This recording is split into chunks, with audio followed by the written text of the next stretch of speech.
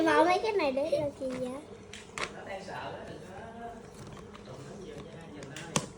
Nó rung rung luôn kìa.